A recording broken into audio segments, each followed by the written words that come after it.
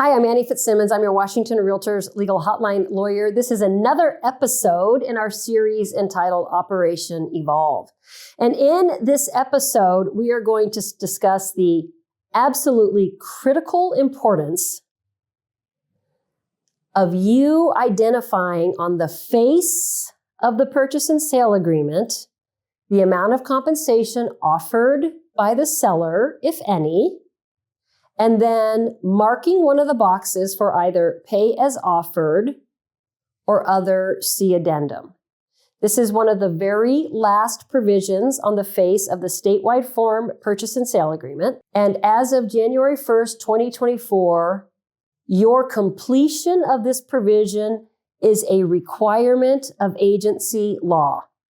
The revised agency law requires you as a buyer broker, because you're going to be the one filling out this form, filling out the buyer's offer, requires the buyer broker to disclose any compensation offered to the buyer broker by the seller, required by Washington law, effective January 1st, 2024. So if you've been lazy about completing this provision prior to 2024, you have to cast that laziness aside, because now it's not just lazy, it's unlawful. You have to fill in the provision.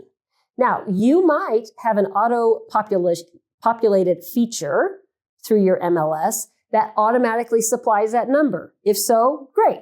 If not, you have to get the number off of the MLS printout for the SOC or the BAC, however your MLS refers to it, the compensation offered by the seller to the buyer's agent.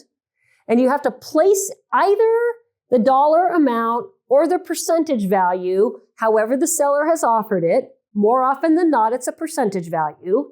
You have to mark the box for percent and fill in the blank for the percent that the seller has offered. That's half of the equation.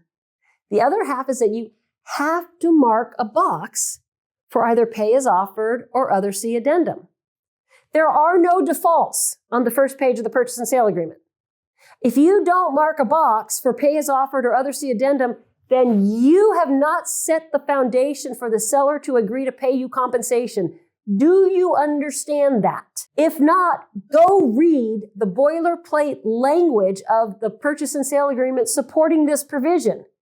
Because the boilerplate language says, in the second or third sentence in that paragraph, it says, the seller shall pay compensation to the buyer broker's firm as described in this agreement. Buyer brokers, if you don't supply the amount of compensation, or if you don't mark a box for pay as offered or other see addendum, then the seller is not agreeing to pay you compensation. It's just that simple. And you're in violation of Washington law because you didn't provide to the buyer the information that's required by the statute. So fill in the blank and mark a box. If you mark the box for other see addendum, then you are likely going to access Form 41C.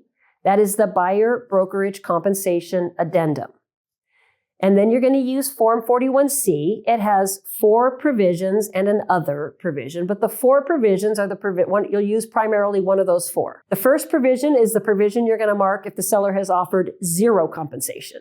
And in that provision, you will ask the seller to pay the compensation that the buyer is obligated to pay you. The second checkbox is a provision that you would use if the seller has offered to pay compensation to the buyer broker, but not enough to reach the obligation of the buyer to the buyer broker. So seller, thank you for what you've offered. Can you pay some more? Because that's what buyer is obligated to pay me. The third provision contemplates a scenario where the seller has offered more compensation than what the buyer owes to the buyer broker. And in that third provision, the seller, if that box is marked and the seller agrees, the seller will agree to credit back for the buyer's benefit the difference between what seller has offered and buyer broker will receive.